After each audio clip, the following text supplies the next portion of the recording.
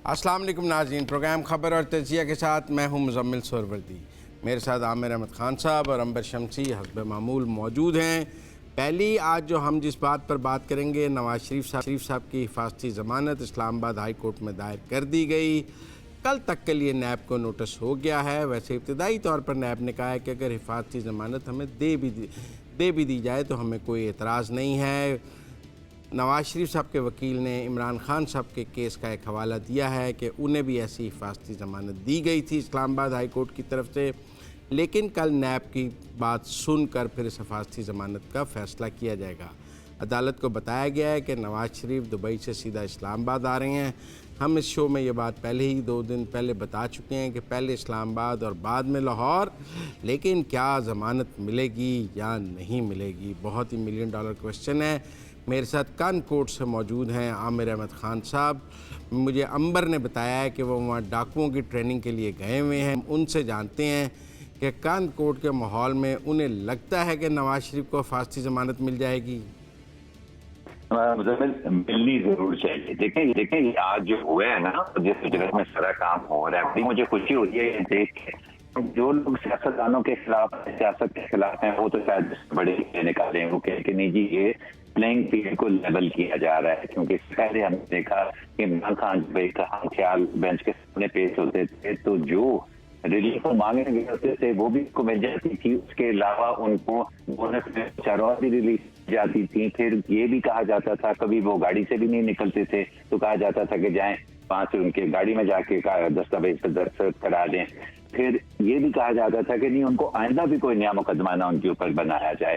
तो अब मेरा ख्याल है वो प्लेइंग फील्ड है, वो एक तरफ से इतना भारी हो गया है, उसको लेवल करने के लिए जल्दी दिखाई जा रही है। लेकिन मैं क्योंकि सियासतदानों के और सियासत के खिलाफ नहीं हुई, मैं तो उसको बहुत कुछ समझता हूँ। बड़ी अच्छी बात है कि जल्दी ये काम हो रहा है।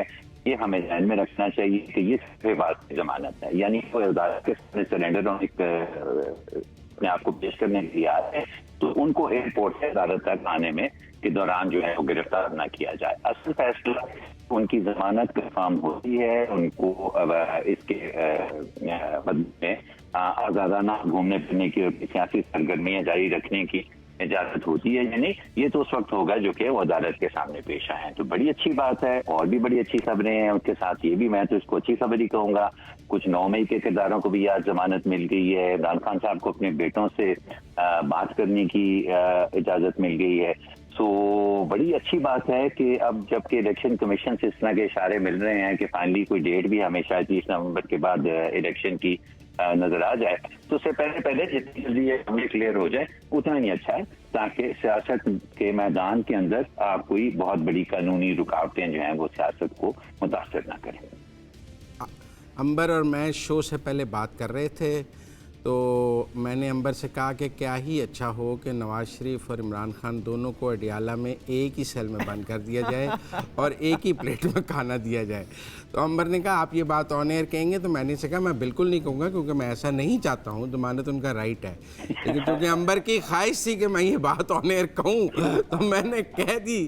तो अंबर आप तो आमिर साहब से मुत्तफिक नहीं होंगी, वो तो कहते हैं अच्छी खबर है। आपके ख्याल में तो ज़मानत बिल्कुल नहीं होनी चाहिए और जेल भेज देना चाहिए नवाज शरीफ? नहीं, मैं किसने कहा आपको कि ये मेरा ख्याल है? कि आपका खुद भी अपने ही तासुर तज्जिया पेश कर रहे हैं बिल्कुल ऐसे। आप भी वही कर रहे हैं जो हमेशा मेरे साथ करते हैं। मुजम्मिल को मौका मिल गया है ना, मुजम्मिल चाहते हैं कि मैं उनपे प्लेट और कप फेंक दूं, लेकिन नहीं। लेकिन मुजम्मिल इस वक्त जो मियां नवाज शरीफ की स्ट्रैटेजी है, और जाहिर है माहौल साजगार है तभी वापस आ रहे हैं। और साजगार माहौल का क्या मतलब, इनकी जो कानूनी पेचीदगियाँ जो आड़े हाथ आ रही थी, वरना ऐसा भी हो सकता था कि जब उनके भाई वज़ीर आज़म थे तब भी वापस आ सकते थे। अब ये हिफाजती ज़मानत के लिए जो एप्लीकेशन है उसमें बड़े दिलचस्प पॉइंट्स भी उन्होंने रेज़ किए। उनका ये कहना है कि ऐसे हालात थे, ऐसे मामलात थे जो उनके कंट्रोल से बाहर थे, उनकी सेहत के हवाले से। पिछले नवंबर ही उनकी जो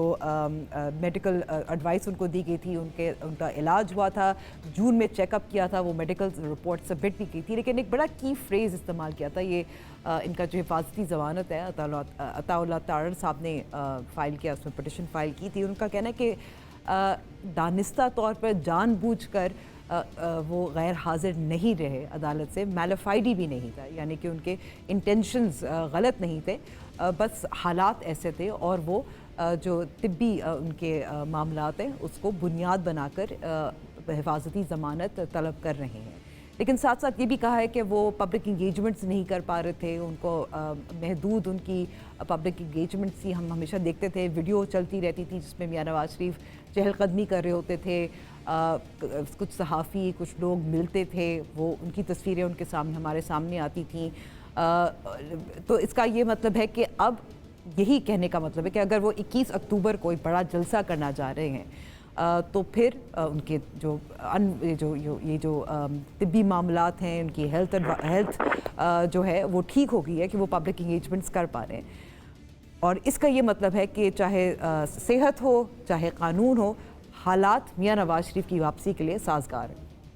دیکھیں امبر، ایک تو جب وہ گئے تھے تو وہ کوئی اسٹریچر پر تو گئے نہیں تھے جو آپ کو ان کی ملاقات اور چہل قدمی پر بہت اعتراض ہے۔ نہیں وہ بہت صحت کے لیے بہت اچھی بات ہے۔ جس دن وہ یہاں سے گئے تھے ہمیشہ ڈاکٹر یہی کہتے ہیں کہ واک کرنا چاہیے، ان کے پلیٹلیٹس اور وہ ضرور ماسک کم بھی پہنتے تھے، لیکن وہ اپنے قدموں پر چل کر اس جہاز میں گئے تھے جو ان کے لیے جہاز آیا تھا ان کو لینے کے لیے۔ اور ایسی بات نہیں ہے کہ آپ نے ان کو کچھ اسٹریچر پہ ڈال کے بھیجا تھا تو آپ کو بڑا اعتراض ہے کہ وہ اپنے پاؤں پر چل کیوں رہے ہیں، وہ لوگوں سے مل کیوں رہے ہیں، اور وہ ان کی انگیجمنٹس کیوں ہیں لوگوں کے ساتھ، آپ کو اس پر اعتراض ہے۔ وہ کبھی بھی، میرا مطلب ہے، اس حالت میں پاکستان سے نہیں گئے تھے کہ وہ ایسا کچھ بھی نہ کر سکتے۔ اب دوسری بات یہ ہے کہ وہ واپس آ رہے ہیں، سرنڈر کر رہے ہیں۔ کوئی بھی عدالت میں سرنڈر کرنا چاہے تو عدالت کو اسے سرنڈر کرنے کا موقع دینا چاہیے، اور یہ قانونی حق ہے۔ اور آدمی کہے کہ جی میں عدالت میں آ کر سرنڈر کرنا چاہتا ہوں تو عدالت اس کو سرنڈر کرنے کا موقع دے گی، اور میں نہیں سمجھتا اس میں کوئی خاص رعایت ہے کہ آپ کیا عدالتیں یہ کہیں گی کہ کوئی آدمی پاکستان سے باہر سے آ کے ہمارے سامنے سرنڈر کرنا چاہتا ہے تو وہ نہ کرے، وہ باہر بیٹھا رہے، ہم اسے سرنڈر کرنے کا موقع نہیں دیں گے۔ بھئی وہ آپ کے سامنے آئے گا، سرنڈر کرے گا، آپ اس کی بیل کا فیصلہ کر لیجئے گا، کنفرم کرنی ہوگی کنفرم کر دیجئے گا، ریجیکٹ کرنی ہوگی ریجیکٹ کر دیجئے گا۔ آپ اسے عدالت کے سامنے سرنڈر کرنے کا موقع تو دیں گے نا، کہ آپ اس سے اس کا، چونکہ وہ وہاں لوگوں کو ملتا رہا ہے، آپ کے پاس اس کی چہل قدمی کی ویڈیوز ہیں، لہذا آپ اس کو جو ہے وہ سرنڈر کرنے کا رائٹ دینے کو بھی تیار نہیں۔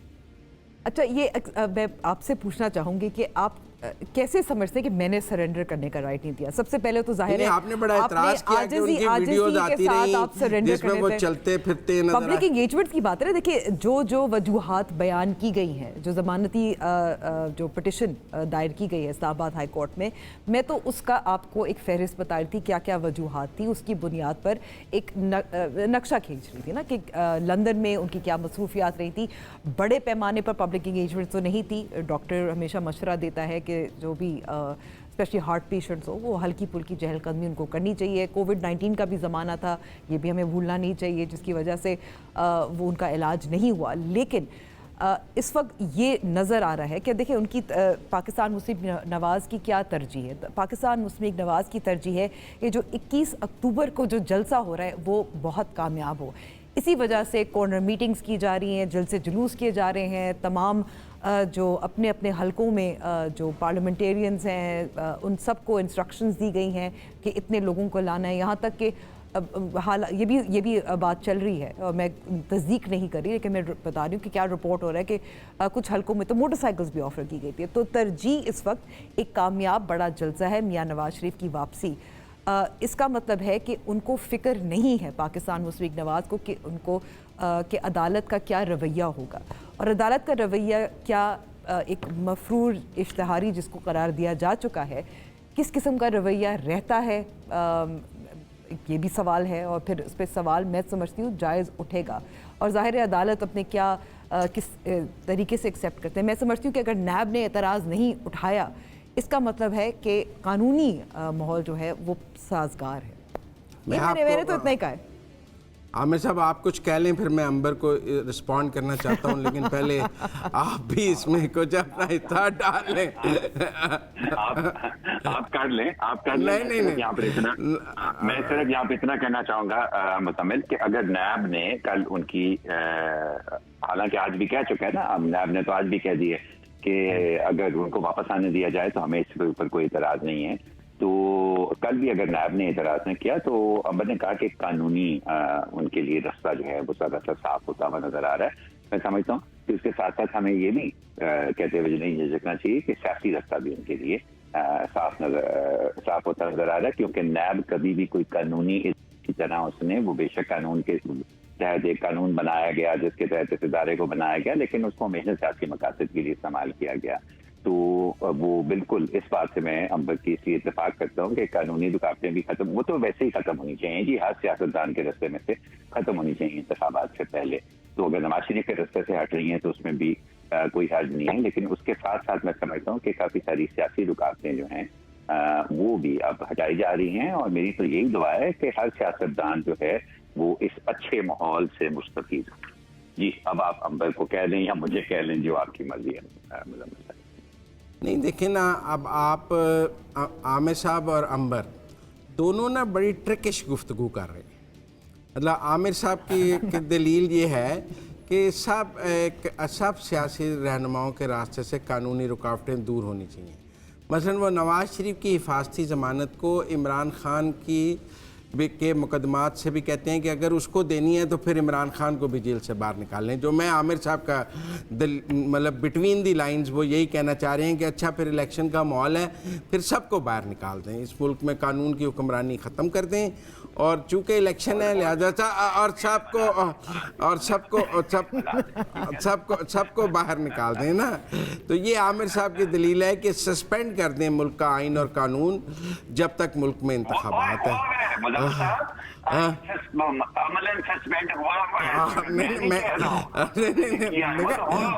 میں آپ کے دل کی بات جانتا ہوں, آپ یہی سمجھتے ہیں, میں نہیں یہ سمجھتا, میں یہ سمجھتا ہوں. اور امبر بھی یہ سمجھتی ہیں کہ جی چونکہ ان کے لیے سیاسی حالات سازگار ہیں لہذا قانونی حالات بھی سازگار ہو گئے ہیں, اور قانونی حالات سازگار اس لیے ہیں کہ سیاسی حالات سازگار ہیں. بٹوین دی لائنز وہ یہ کہنا چاہ رہی ہیں کہ چونکہ مثبت اشارے نواز شریف کے پاس موجود ہیں لہذا تمام راہیں صاف ہیں. جو میں آپ دونوں کا موقف سمجھاؤں, اور آپ کا خیال ہے کہ یہ جو ہے یہ سب اسٹیبلشمنٹ کے اشاروں کی وجہ سے ہو رہا ہے, حالانکہ آپ دونوں یہ کہہ نہیں رہے ہیں, لیکن آپ کی باتوں کا سادہ مطلب میں اگر ناظرین کو سمجھانا چاہوں تو وہ یہی ہے. لیکن میں سمجھتا ہوں کہ بات ایسی نہیں ہے, حفاظتی ضمانت کسی اسٹیبلشمنٹ کے اشارے کی محتاج نہیں ہے, یہ دہشت گردوں کو بھی مل جاتی ہے. یہ آپ جب کہتے ہیں کہ میں عدالت میں آ رہا ہوں, it's like a pre rest bell جو آپ کو مل جاتی ہے, آپ لیتے ہیں, وہ کنفرم ہو یا نہ ہو, اس دن بحث کے بعد عدالت کے ہم آپ کی حفاظتی ضمانت جو ہے وہ مسترد کرتے ہیں, آپ جیل چلے جائیں تو وہ جیل چلے جائیں گے. اگر وہ اس کو قبول کر کے کنفرم کر دیں تو وہ اپنے گھر چلے جائیں گے, لیکن ایک دفعہ عدالت تک آنے کا راستہ تو انہیں دینا پڑے گا جو ملک سے باہر سے آتا ہے. لہذا آپ دونوں جو ایک اس کو عمران خان سے منسلک کر رہے ہیں کہ پھر اس کو بھی باہر نکال دیں, اور ایک کا خیال ہے کہ جو میرا مطلب ہے کہ یہ سب اشاروں کے محتاج ہے. کیوں عامر صاحب؟ یہ مزمل دیکھیں, آپ کی انٹرپریٹیشن جو ہے نا وہ میں سادہ زبان میں کرتا ہوں, میں اس کو میں بٹوین دی لائن نہیں کرتا, لوگوں کو صحیح بات سمجھ آنی چاہیے. میں صرف یہ کہتا ہوں کہ آپ کی انٹرپریٹیشن جو ہے نا وہ آپ کی انٹرپریٹیشن ہے, ٹھیک ہے نا, ہمارے لیے مقدم ہے. ہم اپنی رائے دینے کی کوشش کرتے ہیں, بڑے سادہ لفظوں کے اندر دینے کی کوشش کرتے ہیں. اب اگر اس کے بیچ میں آپ ضروری سمجھتے ہیں کہ بٹوین دا لائنز آپ کچھ اس کے اندر ریڈ کریں تو بسم اللہ, آپ کا بھی حق ہے, جیسے حفاظتی ضمانت کا حق ہے نواز شریف کے لیے, اور جیسے کچھ حقوق عمران خان کے جس کے اوپر بحث ہو رہی ہے کہ وہ ان کو ملنے چاہیے یا نہیں. میں آواز عامر صاحب کی چلی گئی. تو امبر آپ متفق ہیں عامر صاحب سے ہی ہوں گی, میرے سے تو ہو نہیں سکتی. دیکھیں آپ اپنی تشریح تو کرتے رہتے ہیں اور آپ کا دل چاہتا ہے, آپ تو چاہتے ہیں جیسے عامر صاحب چاہ رہے ہیں ایک طرف کہ سب آزاد ہوں, آپ چاہتے ہیں سب جیل میں ہوں.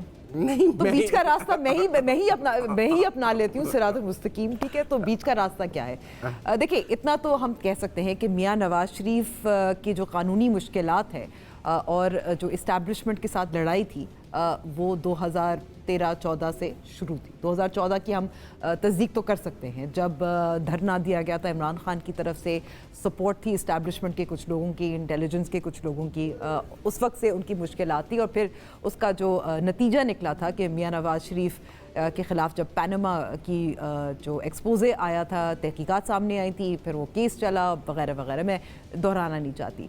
उसके बाद कई किस्म के केसेस थे, अलजीज़िया का हो गया, ये तोशाखाना का केस है जिसमें उनको हिफाजती ज़मानत उनको दरकार थी। कई केसेस उनके सामने आए, वो उन्होंने जेल भी काटी, वो बाहर भी गए, वो बीमार भी हुए। तो मैं ये इतना कह सकती हूँ कि अब इमरान खान साहब के साथ मुश्किलात हैं, उनकी जमात की मुश्किलात हैं, उसमें तो कोई मेरे ख्याल में इख्तलाफ तो होना ही नहीं चाहिए कि उनकी मुश्किलात तो चल रही है। अब मुश्किलात इस वजह से है कि 9 मई के वाक़या हुआ और इमरान खान साहब ने या उनके सपोर्टर्स ने ख़ुद एक इस्टेब्लिशमेंट को सिर्फ नाम लेकर, जैसे मियां नवाज शरीफ ने नहीं किया था, बल्कि तनसीबात पर एक ऑर्गेनाइज किस्म के हमले भी हुए थे। ये तो हम इस पे तो इत्तेफाक करते हैं ना, ठीक है। तो उसके बाद मुश्किलात में इजाफा हो गया, इमरान खान साहब पर पाबंदी लग गई। नहीं, आपके ख्याल में उसके बाद मुश्किलात में इजाफा नहीं होना चाहिए? इस वक्त मैं फैक्ट की बात कर रही हूँ, हकायक क्या है, और फिर हम बात करते हैं कि मेरी राय इसके हवाले से क्या है। उन पर पाबंदी आयद हो गई, बहुत सारे अरेस्ट हो गए, कुछ लोग जिनको नामजद किया गया था और उन्होंने प्रेस कॉन्फ्रेंसेस की, अचानक से उनकी FIRs, उनकी जो गिरफ्तारी था उसका कुछ मालूम नहीं हुआ। मैं अभी भी सवाल करूंगी कि अगर केसेस थे उस्मान डार के ख़िलाफ़ या दीगर के ख़िलाफ़, अब क्योंकि अलहदगी इख्तियार कर ली है, इंटरव्यू दे दिया, प्रेस कॉन्फ्रेंसेज है, उनके केस का अब क्या बनेगा? जैसे इमरान खान के ख़िलाफ़ PTV हमला केस था, असद उमर के ख़िलाफ़ PTV हमला केस था, दहशत गर्दी की अदालत में थे। जब तक वो ताकत में थे तो उनको वो केस कहीं नहीं गया।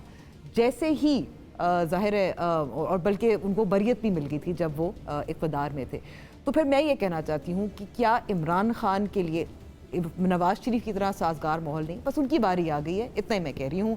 चाहे वो सही है गलत है, आप इत्तेफाक करते हो ना करते हैं, दैट इज़ अ फैक्ट। मैं समझता हूँ कि सवाल बारी का नहीं है, सवाल है कि नवाज शरीफ के मद्दे मुकाबिल जो थे उन्होंने ऐसी सियासी गलतियाँ की जिसका फ़ायदा नवाज शरीफ को हो सकता है।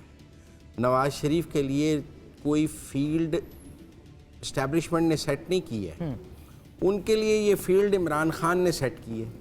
ठीक है, मसलन आप इमरान खान के लिए तो फील्ड इस्टेब्लिशमेंट ने सेट की थी, आप गलत तकाबली ज़्यादा करते हैं। मतलब इसका काउंटर आर्गुमेंट में दे सकती हूँ, लेकिन क्यों टाइम खत्म हो गया तो फिर मैं मजीद मैं आपसे आर्ग्यू नहीं करूँगी। कि अगर तो आपको अपने ओपोनेंट पॉलिटिकल प्लेयर की किसी गलती का फ़ायदा हो रहा है तो वो तो रूल्स ऑफ द गेम में इजाज़त है। आपका सियासी मुकाबल जो है मद्दे मुकाबल है, वो कोई बड़ी सियासी गलती करता है जिसका आपको सियासी मैदान में फ़ायदा है, तो वो तो कोई गलत बात नहीं है। लेकिन अगर आप अंपायर को मिलाकर उसको मारती हैं तो वो गलत है ना, कि अगर आप अंपायर को अपने साथ मिलाकर रोज़ कंटेनर से कहते हैं अंपायर ने उंगली खड़ी कर दी है, अंपायर मेरे साथ है।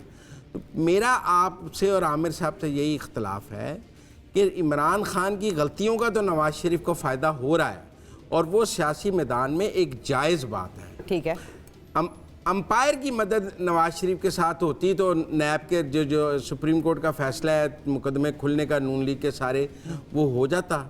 और जो मेरा मतलब है, जिस दिन शहबाज शरीफ वज़ीर आज़म बने उनके केसेस पर सुप्रीम कोर्ट ने सो मोटिव ले लिया, जो रवैया था जुडिशरी का, तो एस्टेब्लिशमेंट का वो आशीर्वाद नहीं है इनके पास जो इमरान खान के पास 2014 में था। तो लिहाजा ये कोई आप अच्छा तकाबली जायज़ा नहीं पेश कर रहे। इसका काउंटर आर्ग्यूमेंट का हमारे पास वक्त नहीं है, हमने लेनी है ब्रेक के बाद अपनी गुफ्तगू जारी रखेंगे।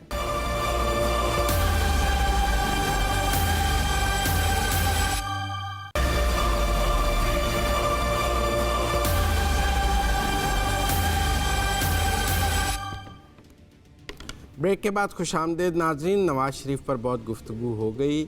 अब बहरिया टाउन के 460 अरब रुपए का मामला है।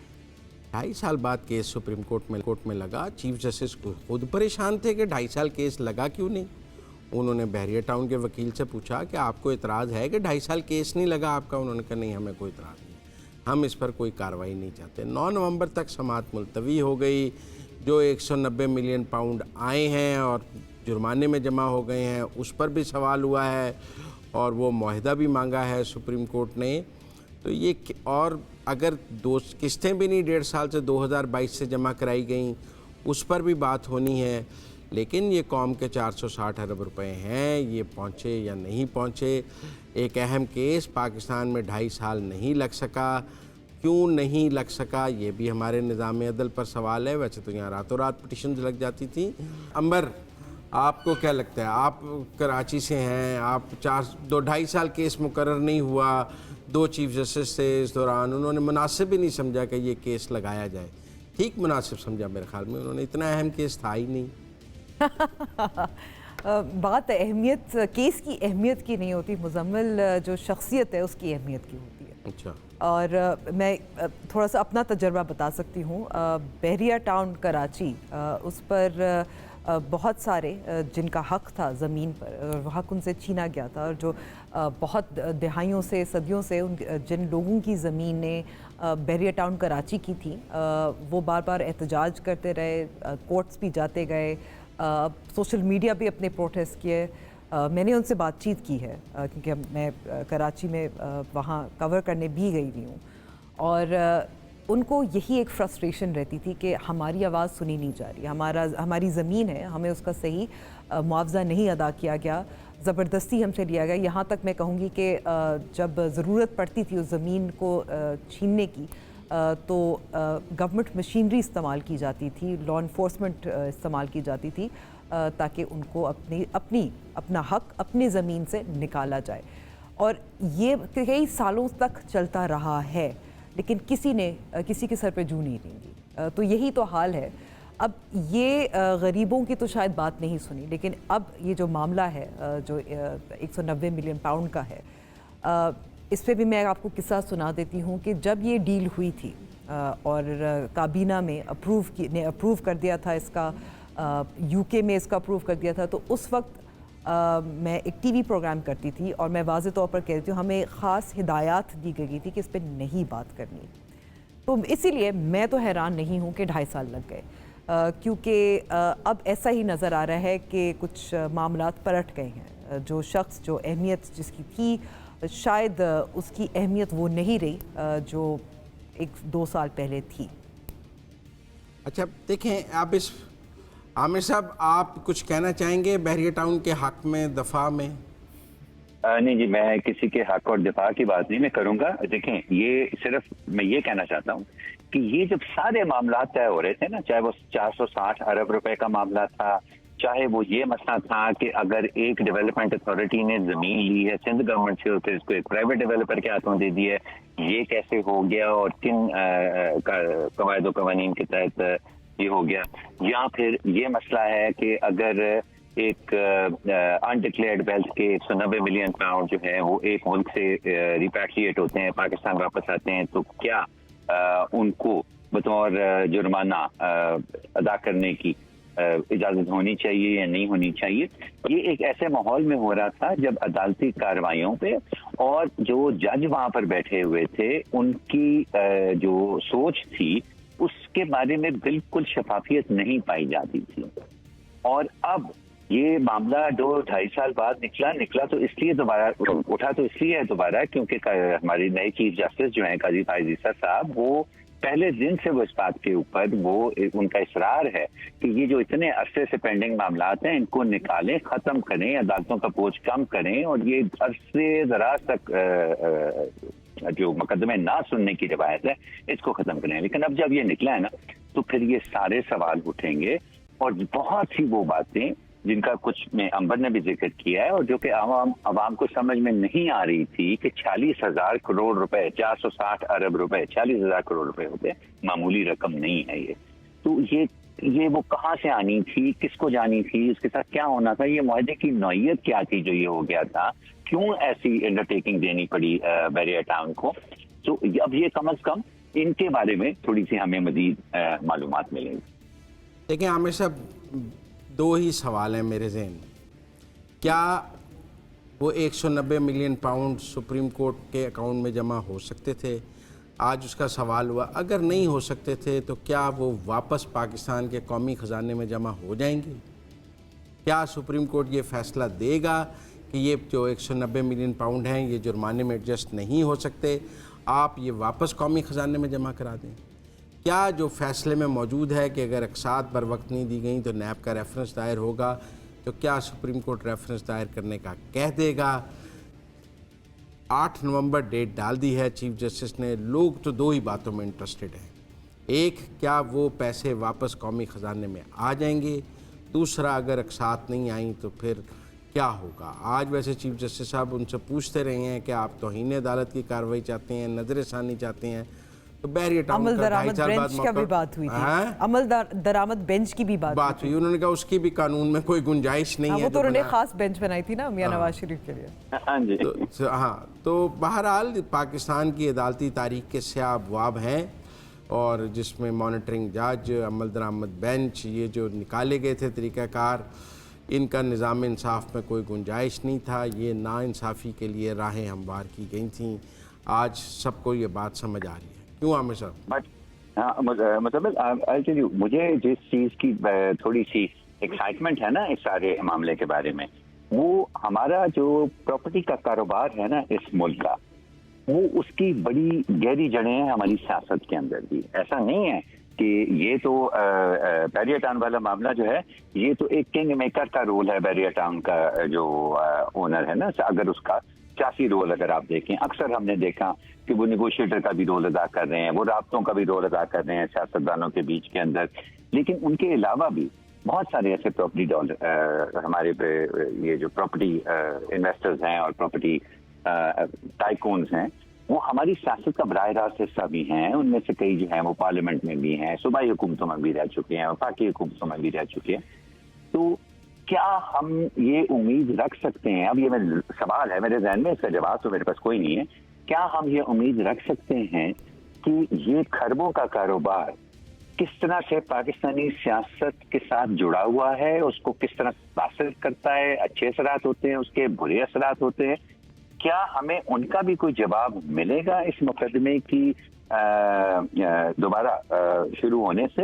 کیونکہ یہ مقدمہ جب دوبارہ کھولا گیا ہے، خاص طور پہ جبکہ معاہدہ بھی منگوایا گیا ہے، ان سے تفصیلات بھی منگوائی گئی ہیں، مزید ڈیولپمنٹ اتھارٹی سے بھی تفصیلات منگوائی گئی ہیں، تو یہ اس کی ایک کڑی ان کو کھولنی پڑے گی. اب یہاں پر اگر تو نیت بیٹی پارٹی ہوتی تو پھر تو بھی 2.5 سال سے نہیں لگا ہوا نا، آج بھی میں شروع کر دیا. اگر وہ شروع ہوا ہے تو اس کی گہرائی میں بھی جانا پڑے گا عدالت کو، اور پھر یہ ساری کڑیاں ایک ایک کر کے کھولنی پڑیں گی. تو میرا خیال ہے کہ ہمیں پولیٹیکل انسائٹ بھی بہت ملیں گی اس سے. امبر، یہ کاروباری سوال ہیں کارٹلز کے، یہ وہ مجھے تو کوئی زیادہ سمجھ نہیں آتے، میں نوکری پیشہ آدمی ہوں. آپ ان لوگوں کو زیادہ بہتر جانتی ہیں، اور آپ ہی ان کو میں خود تنخواہ دار نوکری پیشہ، مجھے کیا کاروبار کے بارے میں پتا، لیکن آپ ان بڑے بڑے لوگوں کو بہتر جانتی ہیں. لیکن مزمل دیکھیں، ہمیں بھی معلوم ہے، یہ ڈاکیومنٹڈ بھی ہے، جو کاروبار کا تعلق ہے سیاست سے، اور یہ صرف سیاسی یعنی کہ سیاستدان سے نہیں، ہر جو ہماری ریاست کے بہت سارے ادارے ہیں ان کے ساتھ بھی جو تعلقات ہیں وہ ہمیں سیاست میں اس کی جھلک بھی نظر آتی ہے. ان کو رعایت بھی ملتی ہے، ان کو سبسڈی بھی ملتی ہے، ٹیکس میں سبسڈی، ہر طریقے کے سہولیات فراہم کی جاتی ہے ریاست کی طرف سے. اور جو یہ ایک مثال ہے اور یہ ایک کیس ہے، اس کا ایک حصہ ہے. کیونکہ یہ دیکھیں، یہ صرف وہ بات نہیں ہے کہ پاکستانی عوام کے جو ٹیکس کے پیسے ہیں وہ واپس قومی خزانے میں آئیں نہ آئیں. میرے خیال میں کہ ایک یہ بہت بڑی مثال ہے کہ ایک ایسا شخص ہے جو کاروبار کرتا رہا ہو، اور کس طریقے سے اس نے اپنے ہمارے جو پاکستانی نظام کی ہر جڑوں میں اپنا انفلوئنس کس طرح سے استعمال کیا، وہ کیا. اب ایسے ہی ہوتا ہے کہ ایک ہی کیس میں پکڑا جا سکتا ہے، لیکن اس کا یہ نہیں مطلب کہ وہ اکیلے ہیں، اور بھی بہت سارے ایسے ہیں. مگر اس کیس سے ایک اور میرے خیال میں کہ عمران خان صاحب اور ان کا بھی جو القادر ٹرسٹ یونیورسٹی کا کیس ہے اس سے بھی جڑا ہوا ہے. اسی لیے شاید یہ نظر آ رہا ہے کہ ان پہ بھی ہاتھ ڈالے جا رہے ہیں. لیکن میں کہوں گی کہ it's a good example, but it doesn't mean کہ ہم دیکھیں گے کہ کاروباری اشخاص جو انفلوئنس ویلڈ کرتے ہیں پالیسی پر، سیاست پر، وہ اس سے اچانک سے ختم ہو جائے گا. یہ اس کے یہ طویل میرے خیال میں ایک پروسیس ہوتا ہے. ठीक है, मुझे ब्रेक लेनी है. यू सेट एन एग्जाम्पल और बाकी उससे थ्रेटन फील करते हैं एग्जाम्पल से. We have to set examples. लेकिन ब्रेक हुई है, ब्रेक से वापस आते हैं तो प्रोग्राम जारी रखें.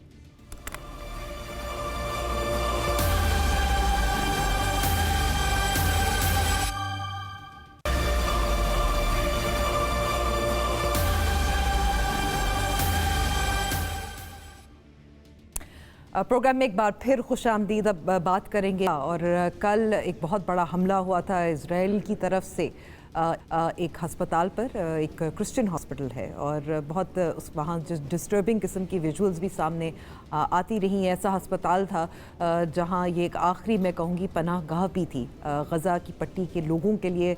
और इसमें हमें याद रखने की ज़रूरत है कि गज़ा की पट्टी में आधी से ज़्यादा आबादी जो है वो बच्चों की है. इसके साथ साथ बाइडन इस वक्त मशरिक़ वुस्ता के दौरे पर हैं, इज़राइल के दौरे पर हैं और वहाँ उन्होंने मैं कहूँगी कि हिमायत ही की है जो इज़राइल मुसलसल हमले कर रहा है. और जंग बंदी का जो मुतालबा किया जा रहा है वो मुख्तलिफ ज़ाहिर वर्ल्ड लीडर्स की तरफ से है, जिसमें कैनेडियन प्राइम मिनिस्टर ट्रूडो भी शामिल हैं. लेकिन जो मेरा सवाल है ये आलमी ताकतें और उनके हवाले से नहीं. आमिर साहब, मैं आपसे शुरू करना चाहती हूँ. कल जो हमला हुआ था अस्पताल पर, जिस तरीके की हमने रिपोर्टिंग देखी थी उसमें कोई एक वाज़ेह फ़र्क नज़र आ रहा था. एक जो मगरबी मीडिया था, दूसरी तरफ जो मीडिया जिसकी प्रेजेंस मिडल ईस्ट में ज़्यादा है.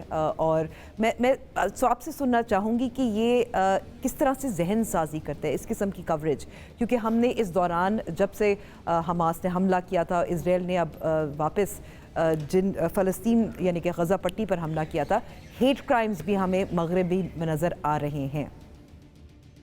Right, Amber, and I think that is half the problem. ये इंटरनेशनल मीडिया जिस तरह से इसको प्रोजेक्ट कर रहा है, almost all of western media जिस तरह से इस बर्बरियत को प्रोजेक्ट किया जा रहा है, ये इसको जिस तरह की जबान इस्तेमाल की जा रही है, जिस तरह से आप एक तरफ की होने वाली कार्रवाइयां जो हैं उसके ऊपर जानबूझकर इब्हाम पैदा करते हैं, उन कार्रवाइयों पे जो कि जारहियत की कार्रवाई हैं, जिनका निशाना सिविलियंस हैं, बेगुनाह बच्चे और औरतें हैं, जिस तरह से उन कार्रवाइयों पे जो एक झूठा नैरेटिव इजराइल की तरफ से बनाने की कोशिश की जा रही होती है, वो इतना पेटेंटली झूठा होता है, लेकिन फिर भी उसको इस मीडिया के अंदर बार बार सामने लाके उसको लेजिटिमाइज करने की कोशिश की जा रही होती है. आई टेल यू, मेरी एक बड़ी मेजर डिसअपॉइंटमेंट थी. मैंने तो 10 साल बीबीसी के साथ गुजारे हैं और उसमें से एक लंबा अरसा जो है, ज़्यादातर अरसा मेरा लंदन में गुजरा है उनके हेड ऑफिस के अंदर. और मैं हमेशा अंबर बहुत मैंने फख्र किया है बीबीसी के साथ अपनी रफाकत का, और जहाँ वहाँ पे जो मेरा रोल था, मुझे कभी भी अगर मायूसी हुई है बीबीसी जैसे इदारे के किरदार से, तो वो हमेशा फलस्तीन के मामले के ऊपर हुई है, इजराइल के किरदार के मामले के ऊपर हुई है. इससे मैं वहीं पर था, गालिबन 2010 या 12 का साल था, मुझे एग्जैक्टली याद नहीं है, जब एक इसी तरह का बड़ा हमला इजराइल ने गाजा में किया था. इमीडिएटली वहाँ पर एक ह्यूमैनिटेरियन सिचुएशन क्रिएट हो जाती है. वो छोटी सी तो पट्टी है जिसके अंदर 24 लाख बंदा बसता है, वो उसमें पानी के मसले हो जाते हैं, दवाइयों के मसले हो जाते हैं. तो एक डायरेक्ट इमरजेंसी कमेटी के नाम से शायद एक ह्यूमैनिटेरियन ऑर्गेनाइजेशन है, उसने एक अपील जारी की थी गजा के रेजिडेंट्स की मदद के लिए, और वो बहुत सारे इदारों ने नशर भी की. उस वक्त भी बीबीसी का फौरी फैसला, चंद दिनों के बाद उनको शदीद पब्लिक प्रेशर में वो नशर करनी पड़ी, लेकिन फौरी फैसला बीबीसी का ये था कि हम ये अपील नशर नहीं करेंगे. ये इतना एक क्लियर कट बायस है वेस्टर्न मीडिया के अंदर कि उसकी वजह से आप जो ओपिनियन बन रहा है इस दुनिया के अंदर, आप उस ओपिनियन को बहुत ज्यादा मुतासिर तो नहीं कर सकते हैं, क्योंकि जो गलत हो रहा है वो सबको नजर आ रहा है, जो जुल्म हो रहा है वो सबको नजर आ रहा है. लेकिन आप उस ग्लोबल ओपिनियन की जो प्रोजेक्शन है उसको डेफिनेटली आप मुतासिर भी करते हैं, उसको ट्विस्ट भी करते हैं और उसको कंट्रोल भी करते हैं. एंड डिस्पाइट द फैक्ट अंबर कि इतनी खुल्लम खुल्ला ये जो इंसान दुश्मन हरकतें जिनको मैं कहता हूं, जिसके अंदर डायरेक्टली आप बच्चों पे, छोटे बच्चों को मार रहे हैं जो कि अस्पताल के अंदर हैं, उसके बावजूद इस रवैये के अंदर मैं पिछले 10-12 साल से, जब मैं इंटरनेशनल मीडिया से मुंसलिक था, पाकिस्तान के अंदर खैर अपने मसाइल इतने होते हैं कि इन चीज़ों की बजाय तवज्जो नहीं दी जाती, लेकिन जहाँ तक मैंने इंटरनेशनल मीडिया में भी देखा है, वो इस तमाम तर जुल्म और जाति के बावजूद भी वो उनका ये रवैया बदलता नहीं है, और अभी भी हमें एग्जैक्टली वही चीज नजर आ रही है। ये वो कत्ल है जिसका ना पहले कत्ल होने से पहले ऐलान किया गया है कि हम ये कत्ल करेंगे, बल्कि उसकी बाकायदा तशहीर की गई है और वेस्टर्न मीडिया उस तशहीर का एक हिस्सा बना है। This is the reality of this situation. ये जो जंगी जराइम मैं कहूँगी वेस्टर्न मीडिया इनका हिस्सा बना है। मुजम्मिल, आपसे मैं सवाल यहाँ करना चाहूँगी कि एक वाज़े फ़र्क तो आपको नज़र आता था जो यूक्रेन और रूस के दरमियान जंग थी, किस तरह से सिंपैथीज़ यूक्रेन के अवाम के साथ रही है, वो सिंपैथी फ़लस्तीन के लोगों के साथ नहीं रही। लेकिन दूसरी तरफ अगर हम तीसरी दुनिया की बात करें, अरब दुनिया की बात करें, हमारे पास या मुसलमान दुनिया की बात करें, हमारे पास वो एक ओपिनियन शेपिंग के लिए मीडिया नहीं है जो मगरबी मीडिया के पास है।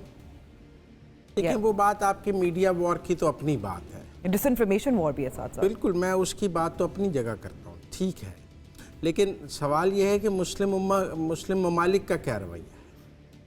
मतलब आप बात समझे ना, क्या मुस्लिम ममालिक का रवैया, हम बड़ा मीडिया को क्रिटिसाइज़ कर रहे हैं, क्या तमाम, मैंने तो कल भी आपसे कहा कि क्या 52 मुस्लिम ममालिक ने कोई एक्शन लिया है?